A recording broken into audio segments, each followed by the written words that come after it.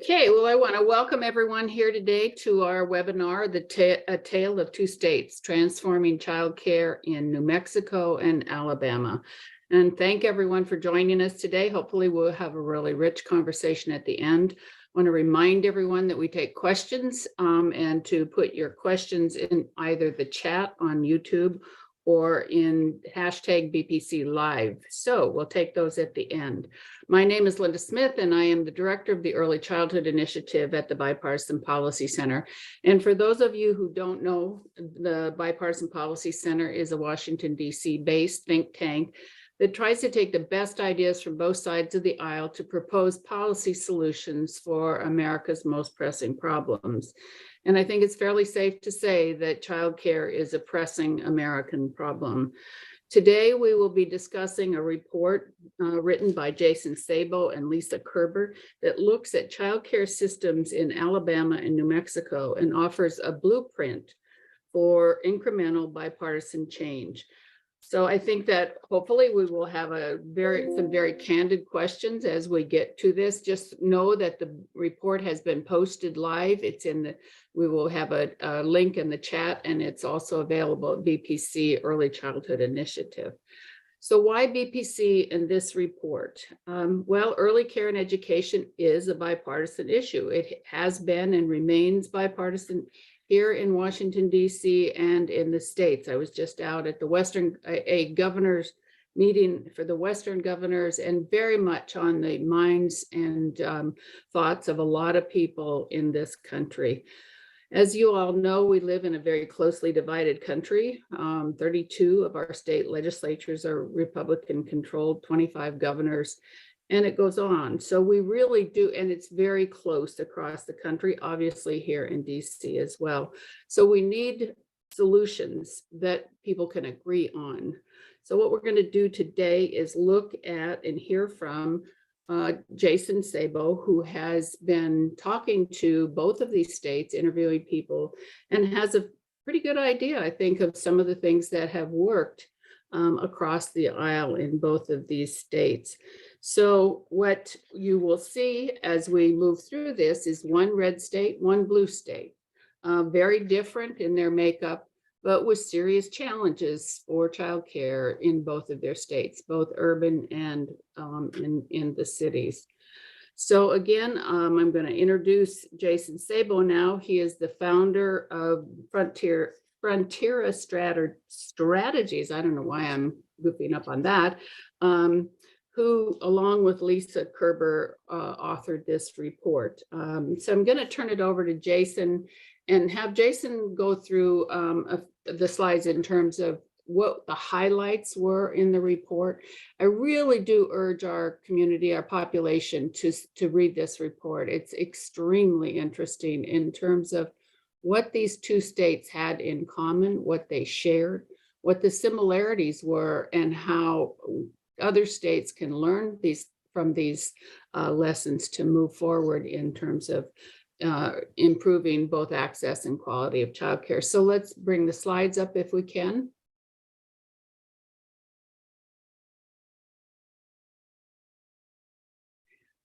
So we're going to talk now about the common themes. So Jason, if you want to get started. Well, sure. First off, thank you, Linda, so very much. It's great to be with everybody today. And it's particularly exciting to have conversations with two states that on the surface might be so different, New Mexico and Alabama. But when you really start to scratch, not too deep but below that surface, you begin to see that there are a lot of commonalities between the two places. I was thinking about this presentation, and it struck me that if you were to get in your car in the Capitol building in Alabama and drive to the Roundhouse in Santa Fe, and you wanted to stop and spend the night in the state capitol, you would stop at the state capitol in Austin, Texas, where I live and where I've spent, the last 20 years living in a broom closet, because we're right in the middle of all of this, the literal middle. And when I think about the report, I think about the lessons that we can take here in Texas as advocates, but as advocates, philanthropists, organizers, everybody across the country. What can we learn from these two very different states, from their experiences around advancing really great public policies around childcare? What can we steal from them and replicate in our own states, not like verbatim, specifically exactly the same, because we all know that doesn't work. But what can we adapt to our realities that might be something that we could advance both, from a policy perspective or even the political lessons that we're learning? Because there's a lot to be learned here. Again, even though these places are so different, but in reality, so very similar. So what can we learn and what can we adapt? Let's get into that. Let's get into these slides if we could. The one thing that I urge everyone to really consider as you look at this is the reality that we are looking at the necessity now more than ever, I would say, to build the biggest tent possible. What can we be doing as advocates to build not just a tent, but a huge tent, a tent that embraces all of the people that we know care about this issue? One of the things that jumps out when you begin to look at these two states that have been so successful, and we can talk later when we talk specifically to the people from these states about what these policies look like. But let's get 30,000 foot for a second, right? And look at what is actually working in Alabama, working in New Mexico to get stuff done. And it's a lesson that I think all of us everywhere across the country really need to embrace. And it's kind of the whole point of the Bipartisan Policy Center ultimately, which is to build the biggest tent that we possibly can. Because the reality is the states that are winning, the states that are advancing an agenda that is both positive in its policy, but also positive in its appropriations, and not just the appropriate appropriation of federal dollars, and that's part of this, but also the investment of state dollars. One of the things that's making that possible is that it's not just support for that idea isn't just coming from one voice, it's coming from everybody. And one of the key ingredients, one of the, what the people in New Mexico would refer to as almost like the secret sauce of the power, the actualization of the power, is the community organizer component of all of this, which cannot be understated. When you're building that big tent, what's moving the needle is not necessarily just having the business community or the advocates or the philanthropists coming to the table, but really building that big tent. And when I say a big tent, I mean like a big tent. I don't mean like a circus tent, right? Because that implies that there's some kind of craziness going on inside. I grew up in the smallest county in Indiana, right? Every summer there was the 4-H fair. The literal big tent would be set up during the 4-H fair, and it was the one time in the place when everybody across the whole county got together. True story. That's the kind of tent that's working in places like Alabama. That's the kind of tent that's working in places like New Mexico. Everyone is involved. There are interesting examples of the philanthropists getting involved and getting organized. There are interesting examples of legislators themselves getting more involved, the advocates. Also, the role of the C4s that are played in all of this and then moving the needle on the policies. So just remember that that big tent is ultimately what's going to win and what's going to advance the needle. So next slide, please. But there's some other common themes that we're seeing emerge in states. Again, New Mexico, Alabama, I mean, couldn't be more different politically on the surface, right? But you know what? When that big tent adopts a shared goal that reflects the interests genuinely of everybody who happens to be sitting in that big tent, that's when the magic happens. And that's what we're seeing in a place like New Mexico and a place like Alabama, where people are coming together with that shared goal, making sure that they're consistent in what they want, what they're asking of the legislative process, what they're asking of the administrators, what they're asking of the governors. What do they want? It's clear, it's concise, it's written down. You know what else it is? Based in good, solid research. It's, I live at our capital this year more than ever. You question whether or not people are actually research, but they are. And it's important for all of us to remember that we have to be grounded in good, solid research. Understand and define the problems and help come up with those potential solutions to the problems. Evaluate what we're doing. Don't be afraid to do good, strong evaluations. When you look at these two states, the accountability components are clear. And if you read the report, you'll see that that's something that's been ingrained in all of this. Build the evidence-based and test the innovative programs. And finally, when you do the research, when you do the evaluation, make sure that it doesn't sit in a 3-ring binder deep on some website. Get it out to the people and make sure they understand it as much as possible. Next slide, please. Now, when we think about, should not be surprising, the Bipartisan Policy Center, One of the hallmarks, what we're seeing in both of these states, is the fact that this is not a Democratic issue, as Linda said. This is not a Republican issue, as Linda said. This is the bipartisan issue, perhaps more than anything else that I see moving through, my legislative context, let alone these legislative contexts. This is something that both sides are still agreeing upon. And that is something that we really need to run with and celebrate and remember, because the reality is that we do have bipartisan and broad legislative support. However, in these two states, it wasn't perceived as enough just to have that legislative support. It had to be coordinated, it had to be organized, it had to be caucused, right? It had to be actualized in a way that was real and could become kind of a politically persuasive argument. Again, driving home that message of the big tent, with the big tent, always with the big tent in these two states, understanding that knowing the local and regional state political context is key to all of this, which again, when we talk about the importance of having people who are the community organizers involved in all of this, who really do understand what's happening at the most local level, who understand how power is truly actualized and understand that politicians will listen if we give them a political reason to listen. And that's what's happening in these states. And it's very, very important. And it's very interesting. Also, what's happening in these states that's working is strengthening the infrastructure for success, which means institutionalizing the issue in the conversation, not just for one session, but for long haul. One of the things that really amazes me when I look at New Mexico and Alabama, places where I've worked with advocates, 10 years ago, 15 years ago, the goal was the same. The goal was consistent. The goal was clear. They had their eyes on the prize early and pushed a focused and clear agenda and built the infrastructure necessary, built the policy framework, be that accountability, be that governance, be that finance, be that ultimate revenue, whatever it might be, built the structure in place and then built the system, not the other way around, which, just as we've all learned, really doesn't work, right?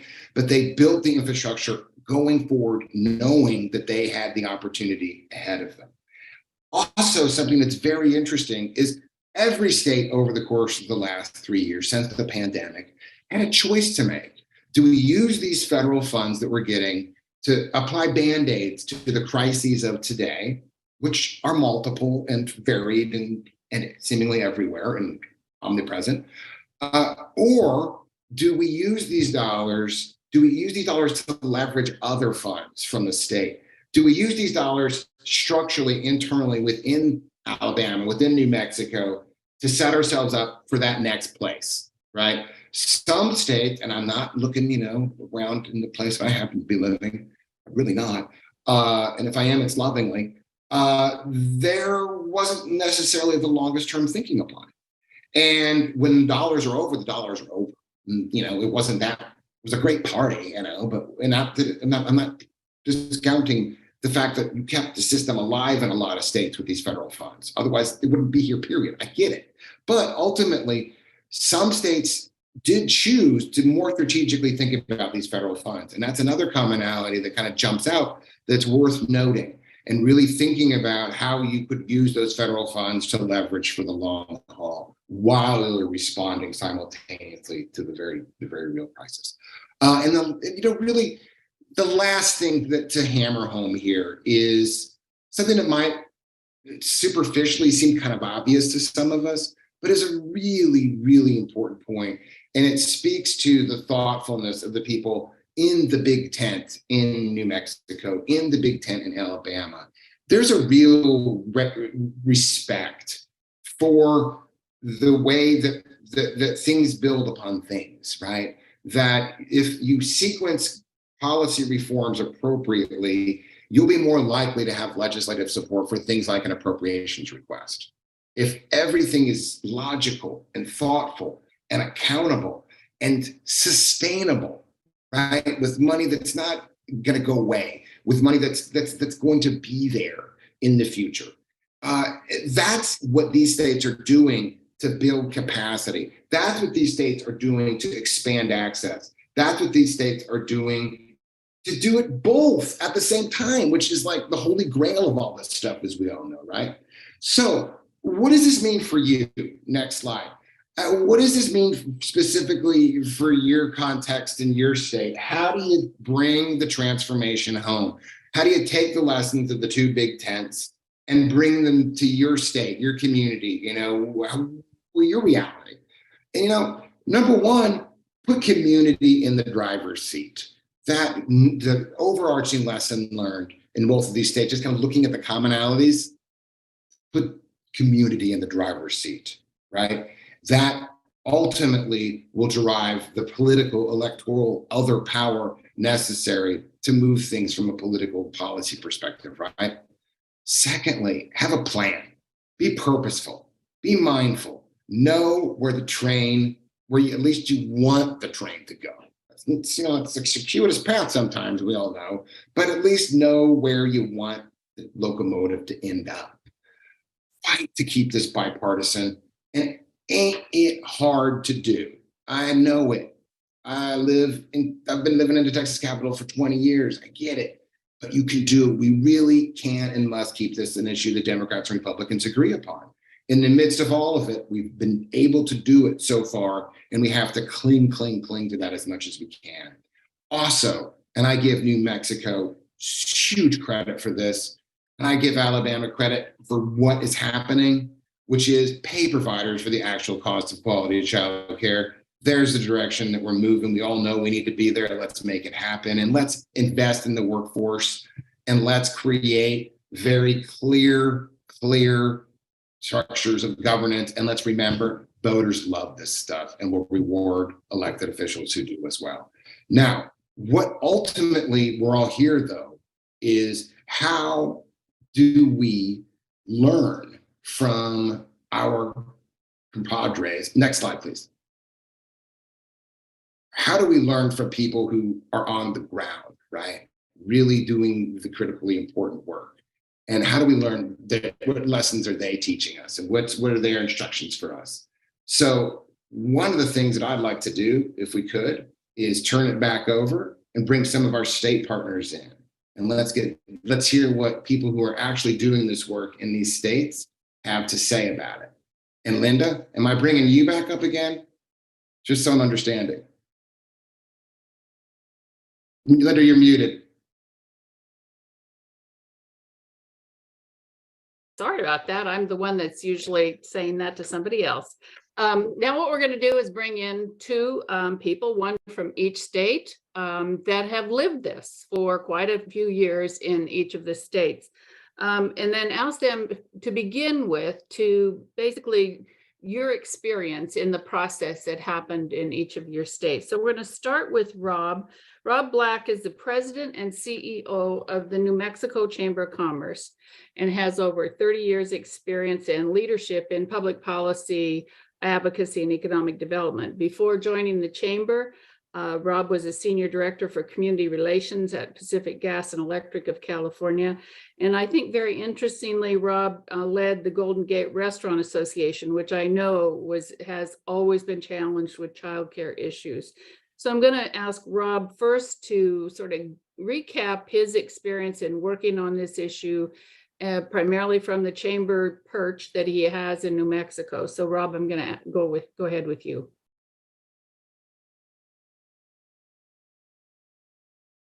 Okay, if we don't have Rob, then I'm going to turn it up first, then go to Gail, and then we'll come back to Rob. Gail is a good friend and has been working actively in Alabama for an equal number of years, or more, actually 30 years. Gail is the executive director of the Alabama Partnership for Children and has experience working in education, nonprofits, government, early care and education, and working with the business community in Alabama. Before joining the Alabama Partnership, Gail worked for the Alabama Department of Human Resources and coordinated quality initiatives for the state. Gail, let's go with you first and have you just talk about your experiences. You've been working at this for quite some time. You must feel good about what's happened with the development of the system in Alabama. Thank you, Linda, and thanks to Frontera Strategies and Mirage Foundation. I'm just glad Alabama got somebody to come in and talk and listen and put together some information about progress that we've made. Sometimes we're working so hard in the trenches, we don't take a deep breath and look around us and congratulate ourselves and know that we are making incremental progress. And I will have to say, in Alabama, it's been about 80 years, and no, I wasn't there the full 80 years, but we really started childcare outside of the home during World War II, when many mothers and moms were drawn from as far as above Birmingham, Alabama, to the shipbuilding industry. And childcare started as a part of the war effort. Now, fast forward, in the 20 years I've been working in childcare, and I was in K through 12 and higher ed, got reformed when the brain research came out and taught me that we were missing the boat if we didn't invest earlier.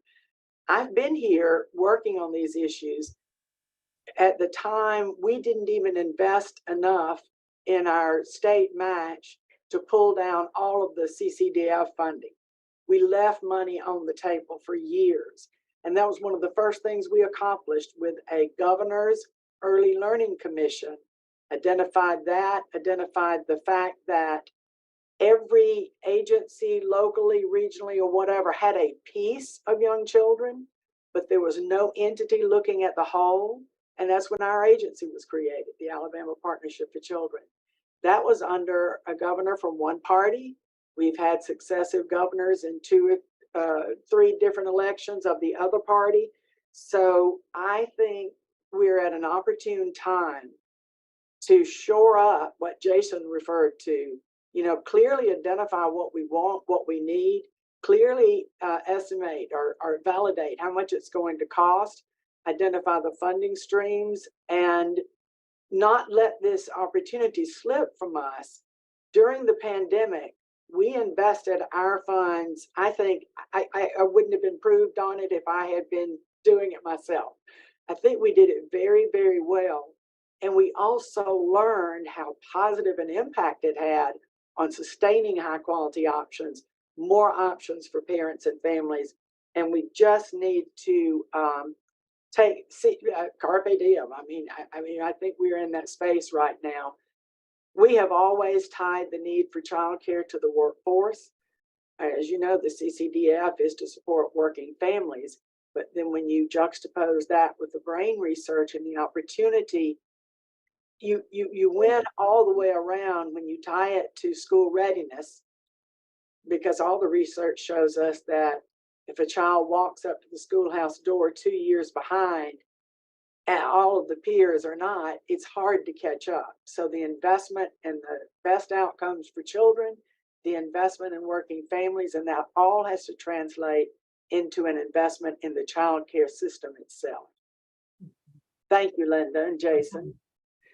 Thank you. And now Rob is back with us, and I'm going to ask Rob to sort of describe your involvement with what happened in New Mexico from a business perspective in particular, and sort of what lessons you think you've learned from all of this. Linda, I hope you can hear me all right. I apologize for the technical difficulty. Just as you're throwing it to me, my internet died. But I am really pleased to be here, and thank you for the opportunity. I think, from the business community side, we at the New Mexico Chamber of Commerce got really involved with the issue 5, 6, 7 years ago. And we started the conversation around what are challenges for New Mexico to grow and diversify our economy. And 2 big pieces kept coming up. One is our educational outcomes. We tend to be 49th or 50th in 3rd grade reading, and our problems with public safety and crime. And as we dug into kind of what we thought would be opportunities for solutions for the long term and the short term, the longer term approach really looked at what do we need to be doing for the next generation of New Mexicans, that those young people and those parents, support them into successful pathways for education and for their careers. So that's where we really started, was that early conversation around that. we got pulled in through one of our members in some that really I think was a key to the success in New Mexico. And as a group called Growing Up New Mexico, it was the United Way of Santa Fe started the program, and they developed a report called the Business Plan for Early Childhood in New Mexico. That report really laid out the pathway to the key decisions that needed to be made around structuring the next several years of legislative approaches, as well as thinking strategically about what needs to be done to be successful in a deep way. And I think that particular report emphasized a couple of key pieces for the business community. It talked about the importance of using data and measurement. It talked about ensuring that we had a workforce that was effective, because when you talk to businesses, they understand the role that their employees play in the success of their organizations. So an emphasis on workforce, on education training, on ensuring that we had a mixed delivery system, so that we're ensuring that there was a broad approach to not just funding government entities, but also public sector or private sector companies that provide these services. So that mixed delivery model. And then as we started to then think about access as well, how to ensure a broad sense of access, because we know that the other piece that's so important for our employees is they can't come to work if they're having to take care of their children. And so how do we provide from the business community side resources? We're working with the state to provide those resources to make that system effective. So those were some of our key elements that kind of pulled us as business leaders into the conversation. As we need to improve our workforce participation in New Mexico. We need to ensure that our young people are able to read at grade level and they're entering K through 12 or our pre-K system behind already. So what do we need to do to address that? And then for the long term, we believe that ensuring those kids are successful in school, that see a pathway to careers, is the best thing to do to reduce, to improve our public safety and long-term crime efforts here in the state. So those were the kind of driving forces for us in our engagement. Rob, can you say just a little bit more about what actually was, when did the light bulb click for you in terms of, as a business person? You know, sometimes we just don't seem to get business people engaged in the policy discussions. What turned that corner for you? Well, my light bulb had gone on a lot earlier, because I was raised, my dad was a superintendent of schools in New Mexico, and you know, education and that engagement was something that was always very important. But I also happened to be a father of young kids, and the challenges of finding childcare, even with my wife, were really impacting our ability to be present in our jobs, to coordinate our schedules. So those sort of conversations were very personal to me. I had that experience. But I think the things that really clicked in a broader context was the work, again, that the Growing Up New Mexico organization did, and even in their framing of how to talk about the issues, they called it a business plan.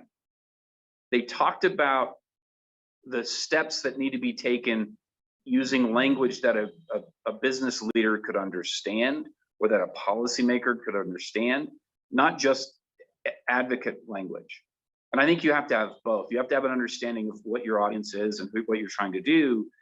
And they did a good job of being able to communicate effectively the importance of metrics, of accountability. If we're going to raise more money, we need to set up these systems to do those things.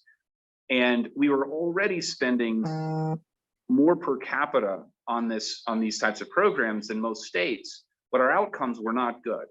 And so we, from the business community side, felt we need a better accountability. We need database decision making. How do we do that better to make sure that the money we're already spending is used well? And if we can do that, then maybe we'd be willing to actually go and get more money as well, if we can set those systems up. So I think it was that system of focusing on accountability focusing on ensuring that we're basing those decisions on data were really important for the business community to come on board. Mhm. Gail, I guess a question I'd like to ask you, following on what Rob just said, I know Alabama's had quite a growth in big businesses coming into this state. How has that helped you in terms of your efforts around getting this situation in front of people? I love how Rob described it. In our state, when we involved and engaged businesses in a real way, and we have since for 20 years, that's what our agency was founded on, that idea. They looked at us and said, we get it. Okay, Gail, I get the brain research. I understand. What do you need and how much is it going to cost?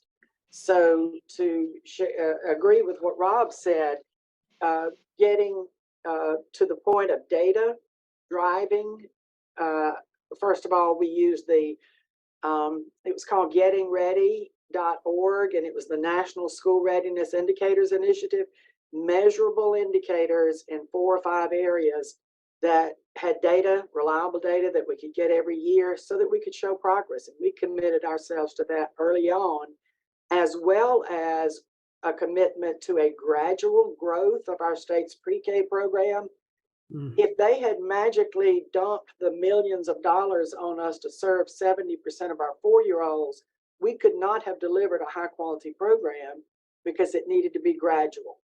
And you build your workforce and you build out your partnerships, as Jason referred to, the people on the ground, the community folks who have to support such an initiative.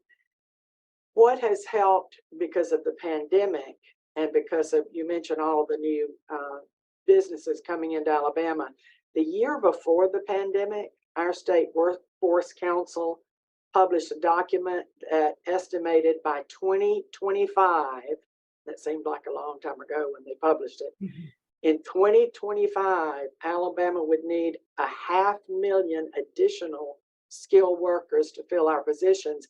And that number is going up. We just got our unemployment rates. It's 2.2%, the lowest ever. And as people are trying to expand the workforce, like most states, participation of women is lower than some other states. And that's an area where we're going to have to grow. And because women still are oftentimes largely responsible for childcare, that is just a no-brainer that it connects. That same report identified childcare as one of the top 3 barriers to workforce participation. So we took our, and again, Rob and I are good cop, bad cop. He references the advocates. You know, we love children. We want children to thrive. We love families. We want to support them. But we have to get our act together, get our indicators clearly identified, a dollar amount attached to it, and then we can have folks advocating for us. And we've found through the years, or as a nonprofit entity as we are, we have some colleagues. Voices for Alabama's Children does some lobbying. Alabama School Readiness Alliance does. Our agency does advocacy and education. But if we do it well, we then can get the Business Council of Alabama, the Chamber of Commerce Association of Alabama, the chapter of Academy of Pediatrics, the largely utility companies. These folks have paid lobbyists, and they have a great impact at the State House. So for us, we've weaseled our way into those and want their legislative priorities to include what we need for childcare, what we need for young children, and healthy births, and everything that we're working for. So I know that we know that it's our responsibility, but we can get others to embrace it. Those who already have a space at tables we'll never be invited to, then we're ahead of the game. Jason, Linda, if I could, just on what Gail was saying there, and I mentioned that we worked with Growing Up New Mexico, and I think she's spot on kind of their role. They were members of ours. They presented to our Education Policy Committee. They gave the outline of their business plan, of the steps needed, the rationale for it. that became our official early childhood strategy as the Chamber of Commerce. So whether they preempted us or whatever, however you want to talk about it, they were able to come and get us to our policy agenda reflected theirs because of the strength of their argument. And I think that level of engagement directly with the business community, with the advocacy community, was really essential for our success. Rob, was infiltration the word you were looking for? I think that might have been it. Okay, Jason, I just want to go back to you a little bit. You've seen, and we've talked about the similarities. Where did you see differences in these two states? You know, that's a really, really interesting question. And I think that maybe it's the approach. I mean, I think Gail mentioned this earlier, you know, Gail and Alabama, and that's, when you think Alabama historically, you think pre-K, right? And I mean, and you know that they're both using interesting policy reform sequencing, but they're doing it in different ways, right? To achieve that same end goal of expanding access, expanding quality. In Alabama, you know, let's build the pre-K base and expand out from there. And then you saw New Mexico, let's build the accountability framework around home visiting, around childcare, engage the philanthropists, do the business plan as noted, and then move it out that way. Very different styles of achieving a very similar goal, which again is a reminder that when you think about replicability of what we're talking about in these two states, it is ultimately adaptable in such a way that you could do this in your own community. Interesting. Okay, one of the things that I wanted to talk to you both about, I mean, you both sort of mentioned the grassroots advocacy issue, and I know, Jason, you brought that out in your intro slides. How did you really create that? Because sometimes that seems pretty scattered in some of our states in terms of their ability to come together and come up with any kind of a strategy. I'll jump in if Gail, if that's all right. I think we had really strong leadership from a philanthropic side. The Thornburg Foundation played a key role in their funding and in supporting the coordination of various advocacy organizations, and also I think in bringing in the business community. So that was a start. And some of the things they funded, again, were best practice, data-driven approaches, which helped bring, I think, a bigger tent. We also had some really strong legislative leaders, who is now the Speaker of the House, Javier Martinez, was a key advocate for early childhood outcomes early on in the legislative process. We had key senators who were doing the same thing. Senator Padilla on the Senate side, and then you had it all kind of started with a Republican governor in New Mexico, Governor Martinez, and so by all of that kind of big tent, as Jason talked about, I think it created space for the advocates to have a more unified approach. But I think a big part of that was the leadership of philanthropy, of kind of driving that engagement that was aligned. Mm-hmm. Gail, you have talked a lot about philanthropy too in your state. Do you want to add anything into what Rob just said? Yeah, and when I think about how Grassroots has helped us get to where we are, there's an inside-outside aspect to it. Inside our first state pre-K programs, the grants that were available required a local match, it required our local pre-K task force, and it named the people who needed to be on it: school superintendents, 4 business leaders, faith-based child care, Head Start. You know, it was a good structure that had communities have skin in the game right to begin with from the onset. So I really like that aspect of the grant program. But then on the outside, the Alabama School Readiness Alliance was formed with our agency, which is the pre-birth to age 5, anything and everything, Voices for Alabama's Children, which has a vast and deep network of connections in local communities, not just doing the kids count data, which is broken down by county and zip code. It's instrumental for all of us. And A+ Education Partnership, that's the entity that supports and works to improve outcomes in K through 12 education. We're feeding into that, so they certainly have a stake in it. And then lastly, Alabama Giving is an association of most of the community foundations, the family foundations, the corporate foundations. And we had the opportunity, it was 10 years ago, I think, to speak to them. What we called at the time was the blueprint for 0 to 5, that indicators-based approach. And when we took that to them and said, we're concerned about all these things up here, whether it's crime, availability for the military service, all of those things that we've looked at, the key to it is in the preschool years. And when we presented that, Alabama Giving came to the table as one of the founding entities of the Alabama School Readiness Alliance. And that gives us an automatic presence all across the state with our messaging.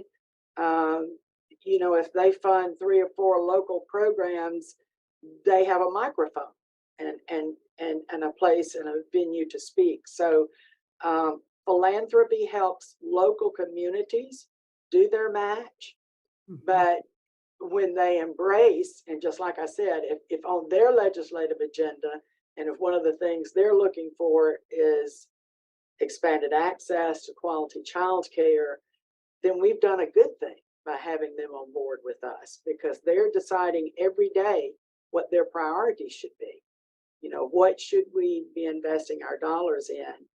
And the infiltration word I used with Rob, when we're able to do that with foundations and they start investing on the front end, there's tremendous power and opportunity in that. Linda, can I jump in really fast on one thing? On this topic, I think it's so important because it really is a fundamental piece of the report and a fundamental piece of our analysis, the critical role of community organizers, of the grassroots. And that's brought home to me time and time again every day, particularly this legislative session. One of the quotes that struck me the most, and actually, if you look at the report, this is in the finance getting it funded section of the report, just giving it a plug, so don't forget to download that report. You'll see a text box, and inside that text box is a quote from OLE, which is a community organizing group in New Mexico. And really, in many ways, is kind of the real summation, in a way, of this argument that we're making about the importance of the big tent, which is a good idea is not enough to make change. And it's not. If it were, we wouldn't be dealing with the stuff that we're dealing with. And what it takes is incumbent upon all of us to find all of these different voices and kind of take all those different instruments and make a symphony out of it, right? Which is extraordinarily difficult. But these 2 states have given us hope that even though it's not easy, even though there's no clear path, people are working together. And you don't see that everywhere. And I think that it's important when we do see it to recognize it and celebrate it, because those of us who aren't in those states where it's happening are looking for those models. And here are a couple of interesting ones. Sorry for the aside. No. I think that's very important. And it's one of the things that I think happened, in the last couple of years with some of the federal efforts. We didn't have a big enough tent. We didn't have, all 50 states on board with these things. I think this is probably one of the most critical things in the report is how do you bring people to the table and have the conversation. And again, not to sound preachy, but it is why we need bipartisanship in this issue. It's not going to happen without it. So I have a couple of things I wanted to follow up on because I think they're sensitive. And Rob, this one comes to you mostly because, and I have to say it touches on something personal for me. You have a very large Native population in New Mexico. How did you bring them into the conversation, or were they involved? Yes, our 23 tribes and pueblos have been very key to this conversation, and it gets to the issue of the types of services that are needed in language services, culturally competent services. We have some very strong, both from a tribal side, but also from an advocacy side, voices from those communities that were engaged very early on. There was efforts around ensuring that our workforce was getting certification opportunities in language for our Native populations. And we also now have subsequent to the report, kind of this happened this year, the governor's instituted a early childhood education and care council that has very intentional engagement with our Native tribes and Pueblos, as well as there's a deputy cabinet secretary level within the department that was created specifically designated to liaison with our Native populations. That's great. We have a question from the audience that said, I'd like to know, and I think it builds on this particular point from the speakers, how equity is centered and shows up in the work in both states. I think you've kind of addressed it, Rob, but I mean, is there anything further? And then to ask Gail that question. Sure. I mean, and I'll just say this from the chamber's perspective. As this conversation started off, we're a blue state. We need to have conversations with our policymakers around the importance of the priorities from the business community side that overlap and are shared with our policymakers and our advocates. And we believe very strongly that we need to create an equality of opportunity for the next generation of New Mexicans to have a quality education and a quality career in their community. And that is our focus as the Chamber of Commerce. When we frame that around the equality of opportunity for an education and a career, that gets people's attention, and that helps translate into those are priorities for the business community, because that's how we're going to create jobs. That's going to how we're going to create prosperity and diversify our economy. So I think that's for us is we did lean in on kind of that equity piece, but it's a definition, whether you're coming from a Pueblo, the South Valley of Albuquerque, or a rural community, we need to create that equality of opportunity. Gail, how about you on that one? Yes, we have, we committed ourselves to a high quality, diverse delivery pre-K program, state funded pre-K program.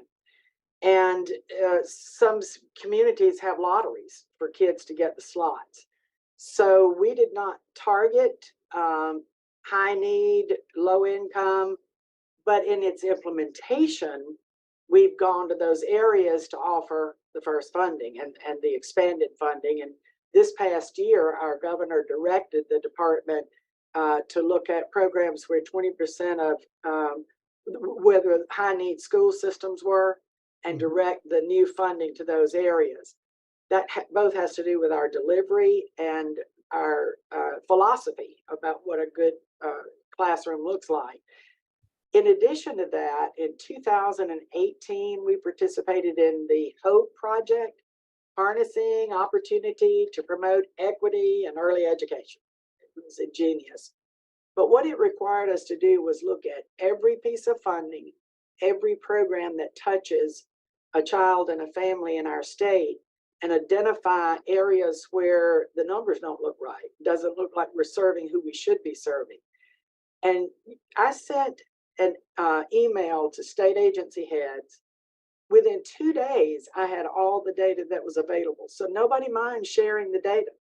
And we put it into charts and graphs. And actually in 2018, we identified a pretty big disparity in children who were served by early intervention, special needs children. So we devoted resources to that. We needed to know why. We needed to learn why there seemed to be disparities there based on geography and race. And by putting the attention there, we were able to develop some interventions that had us turn that completely around. Another way, our governor charged the Children's Cabinet. This was in the first 3 months of her term. She looked at our infant mortality rates and I think said something like, this is embarrassing and surely we can do better with this, and how children thrive or don't during their first year of life. So she directed 3 or 4 of our major state agencies to understand it better, to understand the disparities, and to implement whatever has been proven to work. And y'all, within 2 years, we had the lowest infant mortality on record. The gap is still there. The disparity hasn't been closed by much, but it's, I taught marketing one time, and one of the best things I ever heard is you can aim at nothing and hit it with amazing accuracy every single time. And the reverse is, with a laser focus, look at areas where maybe you don't have Hispanics represented enough, as much as relates to the population. Maybe folks in rural areas don't get this service.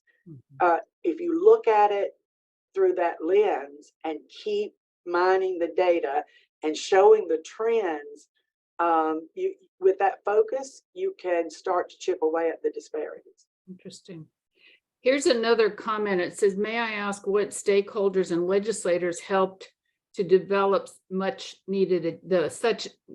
needed agenda and implementation? And that's a really good question. What were your legislators involved? Rob, let's go to you first. So there was an early childhood caucus that was created that really helped drive a lot of the internal conversations, and when you got Senator Padilla calling you up, you answer the call. So from a business community side, so they saw the value. I think that was built again, partnering with the advocates around a thoughtful strategy business plan that was created in partnership with our philanthropic community. So I think that building that coalition allowed for the creation of the caucus. And then you had on the House side, Javier Martinez, who is now the Speaker of the House, was a key driver on ensuring that there was funding, looking for permanent funding for early childhood. And frankly, Governor Lujan Grisham leaned in. She made this a priority. She made access and quality a priority from day one in her administration when she came in. And she was very effective it was her kind of working with then our Senate Finance leadership that created the Early Childhood Trust Fund, which initially was going to be, we were going to put $300 million of excess oil and gas revenue into a fund over 3 years, get it up to $1 billion. And then we'd be able to pull 5% of that every year to help fund early childhood as a permanent ongoing fund. We've done a little better on the oil and gas side than we expected. I was just looking at the numbers today. That fund currently has $3.5 billion in it. And so when you look at that at a 3% or 5% rate, you're talking $177 million annually just from that one fund that will be going into early childhood in New Mexico. So it was leadership across the spectrum that helped make that happen. Gail, anything in terms of the Alabama legislature? I know last year you got the first state money ever put into childcare. First line item ever, and our coffers are looking good. Our revenues in both the Special Education Trust Fund and the General Fund, but our processes, I think, are a little bit different. I know Jason only gets to go every other year. We meet every single year. And the first part of the process, frankly, is asking the governor to put in the governor's budget what we need for childcare, for pre-K, for health, for mental health, for whatever. And then engagement with our friends who do lobbying, engagement with leadership. He references the budget committee chair. We have 2.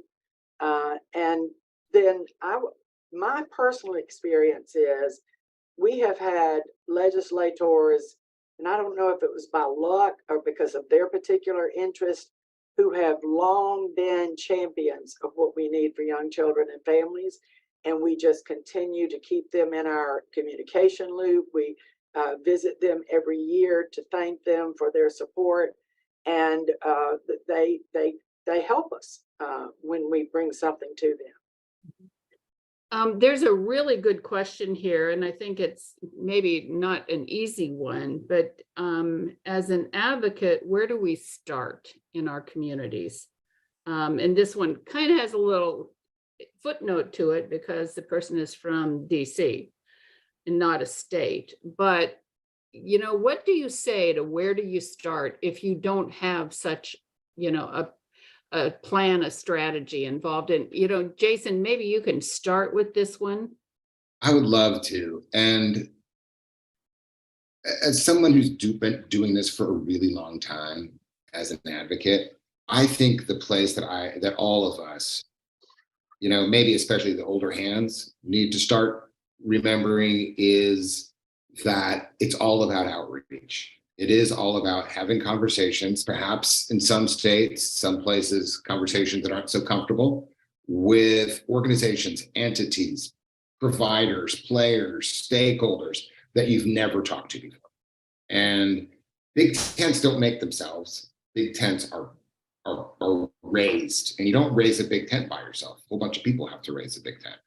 And I think that where I would start is thinking about who I'm not talking to and start talking to them. Yeah. You know, it's interesting. I think some people on this webinar probably know that we're doing a project with the U.S. Chamber Foundation, 9 states that we're working in.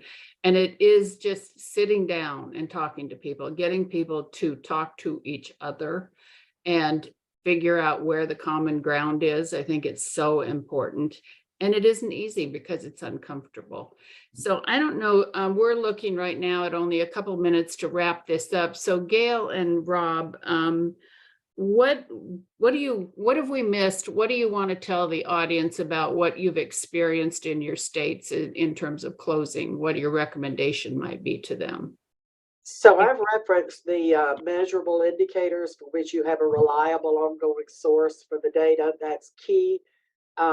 Engaging people you don't know. I agree with Jason. And in any work that we've done that was successful, we spent a lot of time at the beginning learning who's doing what. It still amazes me that I can go to a meeting in New Mexico of 15 states and meet somebody from Alabama and I don't know what their program is. So learning everybody who is currently working, who's currently investing, because that helps us never duplicate. My gosh, there's too much work to go around for us to be working at the same purpose or cross purposes. And the organization of it, I think, is kind of, I know some other states do it very differently from us. We happen to have very good leadership in our state agencies, and they not only effectively work together. You know, Linda, when you said this is not easy, I'm reminded that definition of collaboration. It's an unnatural act between non-consenting adults.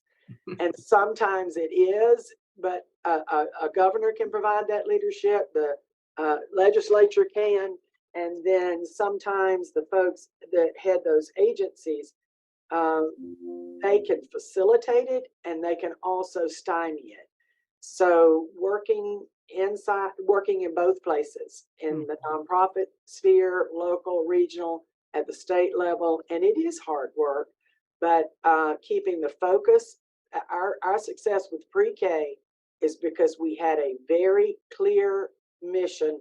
We could very clearly measure our success, and we stuck to that mission and never veered from it. What we're doing now in trying to expand into the broader childcare world is harder, it's messier, it involves far more partners. And now we're learning who we need. We're listening an awful lot right now to parents, to providers, to people throughout the state, because we're developing what we're calling a roadmap for transforming childcare.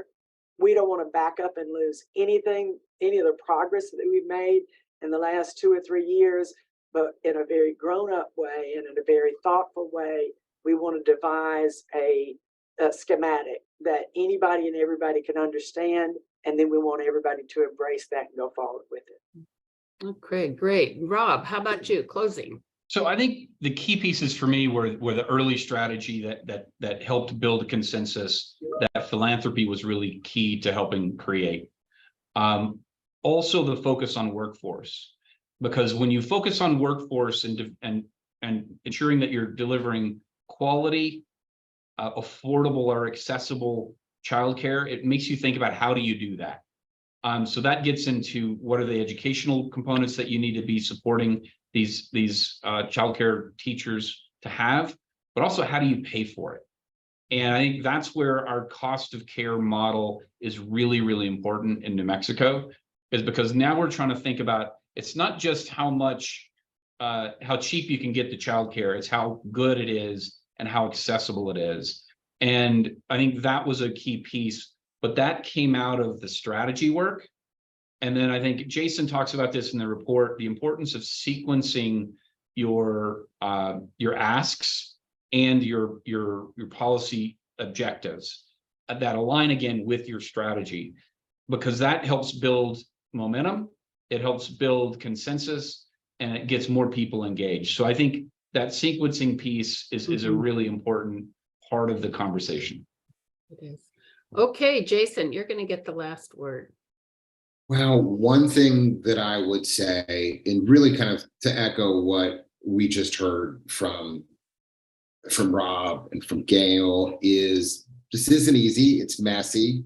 Implementation is no walk in the park. One of the things that I think that all of us, and I've seen this in these two states as examples, are struggling with is capacity in workforce. You may want to expand capacity, you may want to expand access, but workforce issues really are becoming the limiting factor in a lot of what's happening in states across the country. And I think that, as you know, we just heard from both these folks, we don't address that, all of our other goals ultimately we might not get there.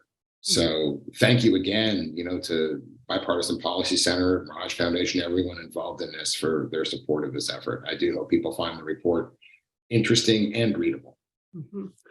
Well, it is time to wrap it up here, but again, thank you to those on this webinar, Jason, you in particular, and all the work on the report, and Lisa from Luminosa Research. Rob, thank you very much for giving up an hour of your time, and Gail.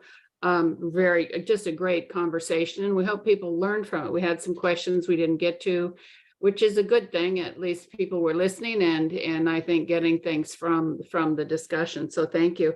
I think in closing, the other people that I would like to call out on this, and I know they helped Jason and Lisa on the report. Elizabeth Gorginski deserves a big shout out for the work and support she did from the state of New Mexico. Gina Ross and Barbara Cooper, both former heads of the Department of Education in Alabama. Faye Nelson, who's with the Department of Human Resources in Alabama. And then, as Jason referred to, the Mirage Foundation, the David and Laura Foundation, Mirage Foundation, who funded this work jointly. So great conversation. We sincerely hope people will read this report. There's a lot in it. But as we keep saying, it really, we need more states to take on and use what we have learned from these two states to get some things going in this country. So with that, everyone have a great day and let us know how you feel about the report. Thanks, guys.